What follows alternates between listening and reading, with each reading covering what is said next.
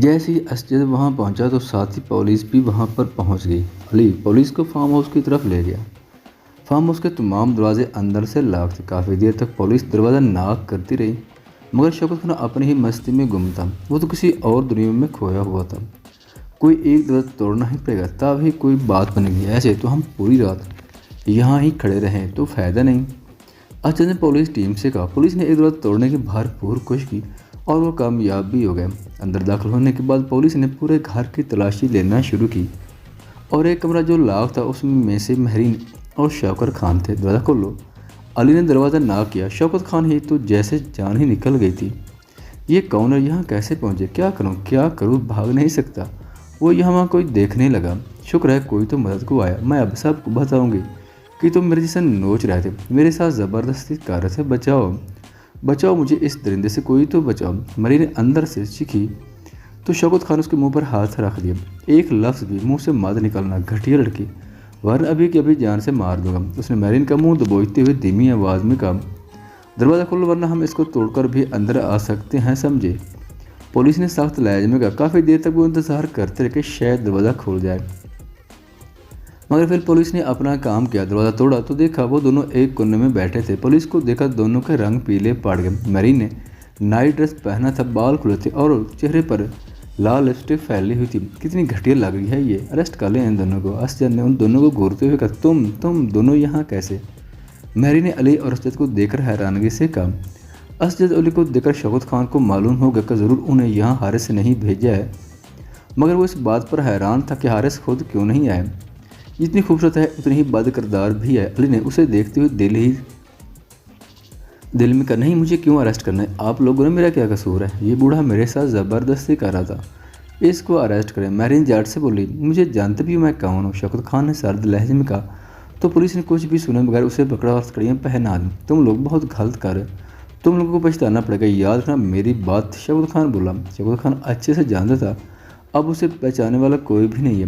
مجھے مت پہناؤ مجھے، یہ دور ہٹو مجھ سے، میرا کوئی قصور، میں بالکل بے قصور، تم لوگ مجھے نہیں لے جا سکتے، چھوڑو مجھے۔ میری نے پولیس سے اپنا ہاتھ چھڑوانے کی کوشش کی تو پولیس اس کے ساتھ سختی سے پیش ہے۔ چل بہت ہوگا تیرا ناٹک، تو جیسی بہت سی لڑکیوں کو پکڑتے ہیں ہم، تو جیسی لڑکیاں باقی لڑکیوں کو بھی ذلیل کرتی ہیں، میں تم سب کو جان سے مار دوں گی۔ تم لوگ ابھی جانتے ہی نہیں میرین کیا چیز ہے۔ وہ پولیس کی گاڑی میں بیٹھتی ہوئی علی اور اسجد کو گھورتی ہوئی بولی، لے جاؤ انہیں اور چھوڑ دو جیل میں سڑنے کے لیے، بہت جی لیا انہوں نے باہر۔ اسجد نے تلخ لہجے میں کہا، شکر ہے میری بچی آ گئی۔ خالدہ بیگم حفصہ کو چومنے لگی۔ یہ کس کو لے آئے ہیں آپ اندر؟ کون ہے یہ لڑکا؟ خالدہ بیگم نے حارث کو دیکھتے ہوئے کہا، جس کے ساتھ ابھی تمہاری بیٹی گاڑی میں بیٹھ کر آئی ہے، یہ وہی لڑکا ہے۔ سارا محلہ کھڑا دیکھ رہا تھا، کیسی باتیں بنا رہے ہیں باہر لوگ، میری عزت کا تو جنازہ ہی نکل گیا آج، باہر کسی کو منہ دکھانے جوگا نہیں رہا میں۔ انور صاحب نے غصے سے کہا، بس کریں، کچھ تو خدا کا خوف کریں، کیسے خود غرض لوگ ہیں آپ بھائی، بیٹی گھر صحیح سلامت آ گئی، رب کا شکر ادا کریں، مگر آپ کو تو ان لوگوں کی باتوں کی فکر ہے بیٹی کی نہیں۔ افسوس ہے مجھے آپ لوگوں کی سوچ پر۔ ابھی باہر میں بتا کر آیا ہوں انہیں کہ میں حفصہ کو اس زبیر کے ہاتھوں سے بچا کر لے آیا ہوں جو اس کے ساتھ زبردستی نکاح کرنے والا تھا، اور بات رہی لوگوں کی تو آپ نے اپنی بیٹی کا تماشا خود بنوایا باہر کھڑے ہو کر، جس میں سب سے زیادہ ہاتھ آپ کے بھتیجے کا ہے۔ حارث نے ساختہ لہجے میں کہا، امی آپ جانتی تو ہیں اسے، جب فیضان اور طیہ جان مجھے گھر سے دھکے مار کر باہر نکالا تھا تب یہی آیا تھا میری مدد کو، یہ مجھے گاڑی میں بٹھا کر ہسپتال لے کر گیا تھا، اس نے میری پٹی کروائی، مجھے دوا دلائی، اور آپ یہ سب اچھے سے جانتی ہیں۔ حفصہ بولی، او واو، تو مطلب ماں بیٹی ملی ہوئی ہیں آپس میں، بس چچی جان اچھی بننے کی کوشش کر رہی ہیں۔ چچا جان کے سامنے فیضان تمسخرانہ انداز میں بولا، اپنی بکواس بند کرو اور نکلو یہاں سے، اگر میں خاموش ہوں تمہاری حرکتوں پر پردہ ڈالے ہوں تو بہتر یہی ہے خاموشی سے چلے جاؤ یہاں سے۔ خالدہ بیگم نے سخت لہجے میں کہا۔ اتنے میں عشرت بیگم بھی وہاں پہنچ گئی۔ ارے بھائی، یہ باہر سب لوگ کیا باتیں کر رہے ہیں حفصہ کے بارے میں؟ اس کی کسر باقی تھی۔ حفصہ اسے دیکھ کر بڑبڑائی، انور تم کب ہے واپس پاکستان؟ میں نے سوچا میں جا کر اپنی بیٹی کو لے آؤں کہیں، وہ اس ماحول میں رہ کر خراب نہ ہو جائے۔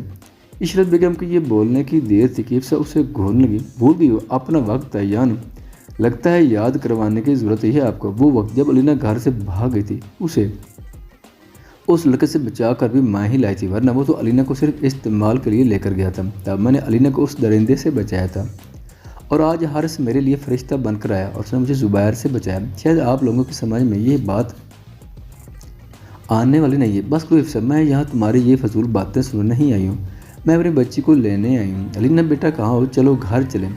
علینا یہاں سے کہیں نہیں جائے گی، وہ اب اسی گھر میں رہے گی اور میں اس کی شادی خود کروں، کوئی اچھا سا رشتہ دے کر۔ تم لوگ ایک بیٹی کا دھیان تو رکھ نہ سکے، رشتہ کیسے کرو گے اچھے گھر میں؟ انور صاحب نے کہا۔ بالکل ٹھیک کریں یہ چچا، علینا یہاں ہی ٹھیک ہے۔ فیضان جھٹ سے بولا، میں یہ کھڑا کیوں اپنا وقت ضائع کر رہا ہوں، آپ لوگوں کے تو بہت مسئلے ہیں بھائی جو کبھی ختم نہیں ہو سکتے۔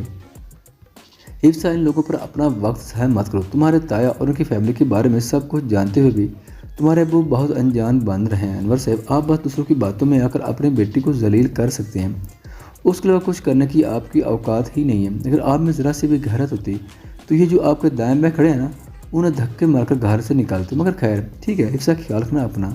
حارث نے حفصہ کی طرف دیکھ کر مسکراتے ہوئے کر چال دیا، کتنا بدتمیز لڑکا ہے یہ۔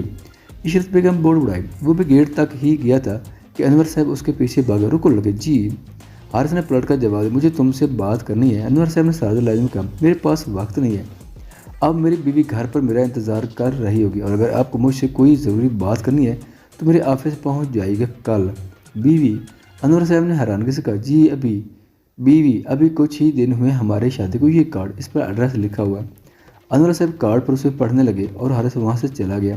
کہاں تھے حارث؟ میں نے تمہیں کتنی کالز کی مگر تم نے میری ایک بھی کال اٹینڈ نہیں کی۔ حارث خاموشی سے ٹی وی لانچ میں ہی صوفے پر بیٹھ گیا۔ یہ تمہارے چہرے پر نشان کیسے؟ کیا تم کسی سے لڑ کر آ رہے ہو؟ تم تو میری رپورٹ لینے گئے تھے نا۔ حارث جواب دو مجھے، ایسے خاموش کیوں بیٹھے؟ میرا دل بہت بے چین ہو رہا ہے۔ میرا مجھے کچھ دیر سکون سے بیٹھنے ہوگی، کچھ پل سکون کی چاہتا ہوں میں، حارث نے سادہ لہجے میں کہا۔ اتنے میں حارث کا موبائل بجنے لگا۔ میرا منہ بنا کر کچن میں چلی گئی۔ کہاں ہو یار، کب سے تمہارا ویٹ کر رہے ہیں ہم۔ علی نے کہا، یار کیا بتاؤں، ایک بہت بڑی مصیبت میں پھنس گیا تھا، میں ابھی وہاں سے سیدھا گھر آیا ہوں، تم لوگ بتاؤ کہاں ہو اور کیا معاملات ہے؟ یہ کہتا ہوا حارث اپنے کمرے میں چلا گیا۔ کیا ہوا، کیسی مصیبت؟ علی نے حیرانگی سے کہا، وہ میں تم دونوں کو مل کر بتاؤں گا بعد میں، ابھی یہ بتاؤ معاملہ کہاں تک پہنچا؟ ہم دونوں پولیس اسٹیشن ہیں، شوکت خان اور میرے دونوں جیل میں ہیں، اب بتاؤ کیا کرنا ہے ان کا؟ میں بس چینج کر کے پولیس اسٹیشن پہنچ رہا ہوں، پھر بتاتا ہوں کیا کرنا ہے ان دو ظالموں کا۔ حارث نے کال بند کی اور وہ فارم ہاؤس کی فوٹو دیکھنے لگا۔ ارے یہ تو فارم ہاؤس ہمارا ہے، یہ ذلیل آدمی اس دن کا اس فارم ہاؤس میں لڑکیوں کو لا کر غلط کام کر رہا تھا۔ شٹ، مجھے اب ساری جگہوں کا دھیان رکھنا پڑے گا، یہ میری بہت ہی گھٹیا نکلی، بہت ہی زیادہ۔ اس نے اور شوکت خان نے میری ماں کو مارا ہے، میں ان دونوں کو اب تڑپا کر ماروں گا۔ حارث نے موبائل بیڈ پر پھینکتے ہوئے غصے سے کہا۔ حارث فریش ہو کر جب نیچے گیا تو مائرہ اس کے انتظار میں بیٹھی۔ اگر تم نے سکون کے پل گزار لیے ہیں تو کیا ہم کھانا کھا لیں اب؟ مائرہ بولی، بہت ضروری کام سے جا رہا ہوں، اگر آ کر تمہیں اس بارے میں بتاؤں گا اور کھانا بھی کھاؤں گا۔ حارث یہ کہا تو وہ باہر چلا گیا۔ 2 منٹ کے بعد دوبارہ اندر آیا، اگر زیادہ بھوک لگے تو کھانا کھا لینا، ٹھیک ہے؟ جاؤ مجھ سے بات مت کرو، مائرہ نے سادہ لہجے میں کہا تو وہ ہنستا ہوا چلا گیا۔ شوکت خان جیل میں چیخ رہا تھا، مجھے باہر نکلو یہاں سے، تم لوگوں کو سمجھ کیوں نہیں آ رہی؟ وہ ایک خاموشی سے بیٹھو ورنہ بہت ماروں گا، انسپکٹر نے اسے گھورتے ہوئے کہا۔ حارث گاڑی سے اترا تو اسجد علی اس کے انتظار میں کھڑے تھے۔ شکر ہے یار، تیرا دیدار تو ہوا کم از کم۔ وہ آپس میں ملے اور سیدھا پولیس اسٹیشن کے اندر گئے۔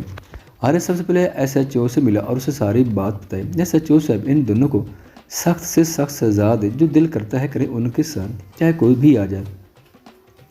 یہ دونوں جیل سے باہر نہیں جانے چاہیے۔ جس فارم ہاؤس میں یہ عورتوں کو بلاتا تھا وہ میرا ہی، مگر مجھے تو اندازہ بھی نہیں تھا کہ شوکت خان وہ فارم ہاؤس یوز کر رہا ہے۔ آپ کچھ دن تک وہاں اپنے سپاہیوں کو بھیجیں اور جو بھی عورت اس فارم ہاؤس کی طرف آئے یا اس میں جانے کی کوشش کرے اسے بھی پکڑ کر جیل میں ڈال دیں۔ میری ماں کو مارنے والا یہ 2 شخص ہی ہیں، ایک شوکت خان اور دوسری مہرین۔ حارث نے سخت لہجے میں کہا، کہاں ہیں وہ دونوں؟ میں بھی تو دیکھوں کیسے جل سڑ رہے ہیں جیل میں۔ وہ دونوں جیل کی طرف چلے گئے۔ شوکت خان حارث کو دیکھتے ہی سلاخوں کی طرف آ گیا۔ حارث، یہ تم نے اچھا نہیں کیا، تم بہت پچھتاؤ گے، اگر اپنی خیر چاہتے تو نکالو مجھے یہاں سے۔ وہ غصے سے بولا، بہت عیش کر لی تو نے جہل آدمی، بہت چاہ لی تم نے، دن رات لڑکی، اب تیرے آگے کی پوری زندگی یہ جیل ہی ہے، سمجھا تم؟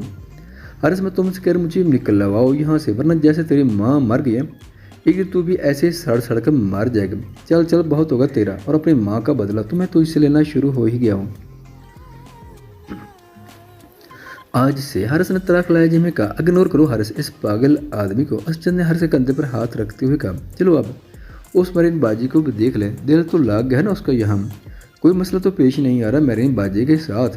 مرین ایک کونے میں بیٹھی تھی، بال بکھرے تھے، کاجل پھیلا تھا، लिपस्टिक अभी तक मुंह पर फैली हुई थी। मेरे बार ये क्या हुआ?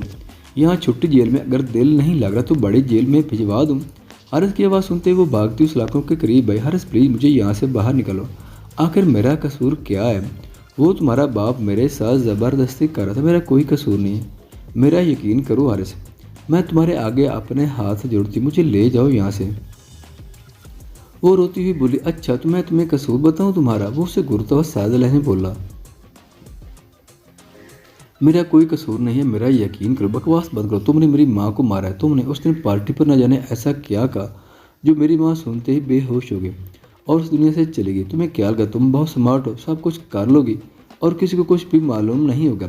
तुम अब इस जेल में सड़ोगी, समझी? बिल्कुल ठीक कह रहा हारिस, तुम सिर्फ शक्ल से खूबसूरत दिखाई देती हो, दिल से इतनी ही बुरी हो। इस खूबसूरती का नाजायज़ फ़ायदा उठाती हो। तुम मर्दों को अपनी तरफ मुतवज्जा करती हो और बाद में कहती हो मेरा कोई कसूर नहीं। वाह भाई, हमारे मुंह पर पागल लिखा है क्या? अली ने तड़ाक लहजे में कहा, हाँ बिल्कुल सही कहा तुमने अली। और ये हारिस के ऑफिस में भी किसी लालच में ही आई थी, शौकत खान के कहने पर। मगर उसका और शौकत खान का प्लान हमने कामयाब नहीं होने दिया। असजद ने मैरिन को नफरत भरी निगाहों से देखते हुए कहा, चलो यार क्यों हम अपना वक्त बर्बाद कर रहे हैं यहाँ खड़े होकर। हारिस ने कहा। वो तीनों गाड़ी में बैठे और खाना खाने के लिए एक रेस्टोरेंट में चले गए। वो लोग रेस्टोरेंट के बाहर वाले एरिया में बैठे थे। तुम बताओ कहाँ थे आज पूरा दिन और क्या मसला हुआ है? अब असजद ने कहा, यार क्या बताऊँ मैं तुम लोगों को। आज जब मैं मेरा की रिपोर्ट्स लेने हॉस्पिटल गया तो वहाँ डॉक्टर का वेट कर रहा था। मैं बैठ कर वेटर रूम में जब असजद मेरी तुमसे बात हो रही थी, तुमने कहा था ना कि ये शोर कैसा आ रहा है। मैंने बाहर जाकर देखा एक लड़का जो एक लड़की को ज़बरदस्ती अपने साथ ले जाने की कोशिश कर रहा था और ले भी गया। मैंने उसका पीछा किया और जहाँ वो ले गया मैं उनके पीछे जाता गया। वो लड़का उस लड़की को एक वैरान सी जगह पर ले गया। मैंने उस लड़की को उस लड़के से बचाया, घर छोड़ कर आया। मज़े की बात, उसके घर वालों ने उल्टा मुझे और फिर बेटी को ही जलील कर दिया, जबकि वो जानते थे उस लड़के को जो उसे ज़बरदस्ती हॉस्पिटल से लेकर गया था। दो दिन बड़े गाँव से ये सब सोच रहे थे।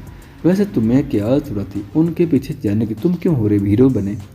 अली बोला, क्या पूछोगे नहीं कौन था वो लड़का और लड़की? हारिस ने कहा, कौन थे बताओ? असजद झट से बोला, वो लड़की हिफ्सा थी और लड़का उसका कज़न जुबैर था। क्या? वो दोनों एक दूसरे की तरफ देखकर हैरानगी से बोला, यार मैं नहीं मानता। अली बोला, कल ऑफिस में हिफ्सा का बाप मुझसे मिलने आएगा और मुझे पूरा यकीन है वो कहेगा मेरी बेटी से निकाह करो। हारिस ने तमस्कुराना अंदाज में कहा, यार कहीं तू भी अभी तक उसके प्यार में पागल तो नहीं? अगर है तो शर्म कर, मेरा भाभी का ख्याल कर, इतनी प्यारी बीवी मिली है तुझे। असजद ने कहा, हाँ बिल्कुल ठीक कह रहा हूँ असजद।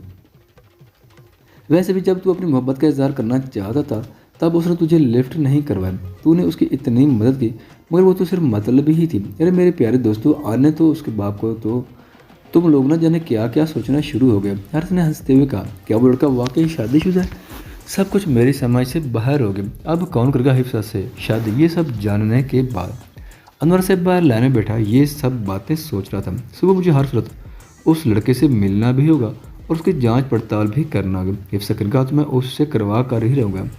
वो उठा और अंदर गया। हिफ्सा कहा है? हिफ्सा को बुलाओ जल्दी। क्या हुआ रात के इस वक्त? अब क्या कहना है आपने हिफ्सा को?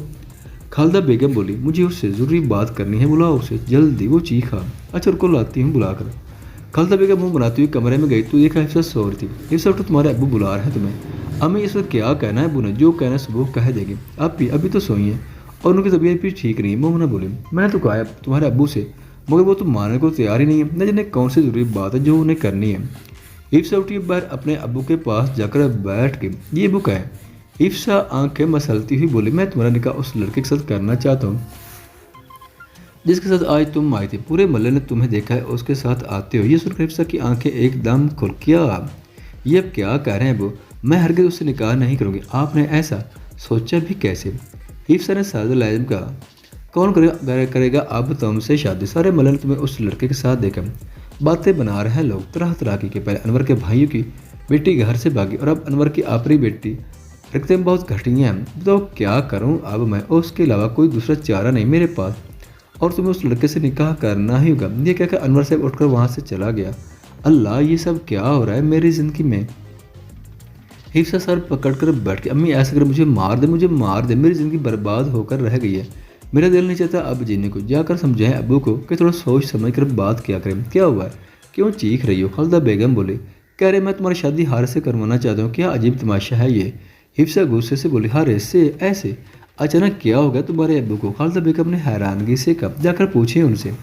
ساری عمر پردیس میں گزار دی، فکر نہیں کی ہماری، اور اب آ کر ہم پر روب جھاڑ رہے ہیں۔ جا کر بتا دے میں شادی اپنی مرضی کی اپنی پسند کے لڑکے سے کروں گی۔ یہ کہہ کر حفصہ اپنے کمرے میں چلی گئی۔ یار وہ جو مجھے میرا کی رپورٹس ڈاکٹر کو چیک کروانی، پورا دن ایسے ہی چلا گیا، میں نے تو فائلز کھول کر بھی نہیں دیکھی۔ حارث نے کہا ہاں چلو پھر ہاسپٹل سے ہوتے ہوئے چلتے ہیں۔ اسجد نے کہا وہ تینوں گاڑی میں بیٹھے ہاسپٹل کی جالا میں نکل گیا، تم لوگ یہاں ہی بیٹھو، میں آتا ہوں یہ رپورٹس چیک کروا کر۔ حارث اندر گیا اور جا کر ڈاکٹر کو رپورٹس پکڑائی۔ 3-4 منٹ تک ڈاکٹر رپورٹس دیکھتے رہے، کیا ہوا ہے کچھ تو کہیں۔ حارث نے دھیمے لہجے میں کہا آپ کی بیوی ہے نا میرا؟ جی میری بیوی ہے، کیا ہوا ہے کوئی پریشانی کی بات ہے کیا؟ حارث نے پریشان ہوتے ہوئے کہا جی بالکل پریشانی کی بات ہے، آپ کی بیوی کو کینسر ہے مسٹر حارث۔ ڈاکٹر نے کہا یہ سن کر حارث کے ہوش اڑ کیا ایسا نہیں ہوتا، آپ دھیان سے دیکھیں رپورٹس، ہو سکتا ہے پڑھنے میں غلطی ہو گئی ہو۔ حارث جھٹ سے بولا مسٹر حارث اس دن آپ کی بیوی آپ کے ساتھ آئی تھی، مجھے اس دن ہی ایسا محسوس ہو رہا تھا ان کی حالت دیکھ کر، اس لیے میں نے آپ کو رپورٹس کروانے کا بولا تھا۔ آپ پریشان ہو، ابھی زیادہ دیر نہیں ہوئی، ابھی تو سٹارٹ ہی ہے، آپ ان کا کسی بڑے اور اچھے ہاسپٹل سے جلد علاج کروائیں تو ٹھیک ہو جائیں گی، اور آپ کوشش کیجیے گا کہ مریض کو بھی معلوم نہ ہو اس بارے میں، ورنہ وہ پریشان ہوگی اور ان کی طبیعت مزید بگڑ جائے گی۔ جی ٹھیک ہے۔ حارث نے رپورٹس لے باہر چلا گیا۔ حارث کو پریشان دیکھ کر اسجد اور علی اس کی طرف بڑھے، کیا ہوا ہے کیا کہا ہے ڈاکٹر نے؟ علی بولا۔ حارث خاموش کھڑا تھا، یار کچھ تو بولو، سب ٹھیک تو ہے نا؟ اسجد نے سردہ لہجے میں کہا کچھ بھی ٹھیک نہیں ہے، میرا کو کینسر ہے۔ کیا کینسر؟ یہ تم کیا کہہ رہے ہو؟ اسجد نے حیرانگی سے کہا اف بہت دکھ ہوا سن کر، مجھے تو یقین ہی نہیں آ رہا، ہماری بیچاری میرا بھابھی، ہاں میرا کو کینسر ہے، مجھے تو بہت ٹینشن ہو رہی ہے یار، ایسا نہیں ہو سکتا، اور ڈاکٹر نے کہا ہے میرا کو نہیں بتانا ابھی، اس بارے میں وہ ٹینشن لے کر مزید بیمار ہو سکتی ہے۔ حارث بہت زیادہ پریشان ہو گیا تھا اور اسے میرا کی بہت فکر بھی ہونے لگی تھی۔ حارث یار پریشان نہ ہو، سب ٹھیک ہو جائے گا، اچھے سے ڈاکٹر سے چیک اپ کرواؤ، بھابھی کا ہم تمہارے ساتھ ہیں ہر قدم پر۔ اسجد نے حارث کے کندھے پر ہاتھ رکھتے ہوئے کہا میں شادی اپنی پسند کے لڑکے سے کروں گی، مجھے بس آپ کو یہی بتانا تھا۔ حفصہ نے اپنے ابو کو سرد لہجے میں کیا بکواس کر رہی ہو تم، اب یہ تمہاری پسند کون ہے؟ انور صاحب نے سخت لہجے میں کہا بہت جلد ملواؤں گی آپ کو اپنی پسند سے، فکر مت کریں۔ حفصہ بولی کیسے زبان چلا رہی ہو، باپ کے سامنے کچھ تو شرم کرو۔ انور اپنی بیٹی کو مارنے کے لیے آگے بڑھا تو خالدہ بیگم بیچ میں آ گئے، بس کریں کیا ہو گیا آپ دونوں کو، دماغ خراب ہو گیا آپ کا، جو بیٹی پر ہاتھ اٹھا رہے تھے اس نے صرف اپنے پسند کا اظہار ہی تو کیا ہے، اس میں کوئی بری بات تو نہیں۔ خالدہ بیگم نے غصے سے کہا تم ماں بیٹی کا دماغ خراب ہو گیا ہے، لوگ دنیا کہے گی پہلے خالہ کے بیٹے کے ساتھ پھر اس حارث کے ساتھ، اور اب ایک نیا لڑکا جس سے محترمہ شادی کریں گی، میں ایسا ہرگز نہیں ہونے دوں گا، میری بات یاد کر، میں مزید اپنی بدنامی نہیں کروانا چاہتا ہوں، اب سمجھی تم لوگ، انور نے غصے سے کہا۔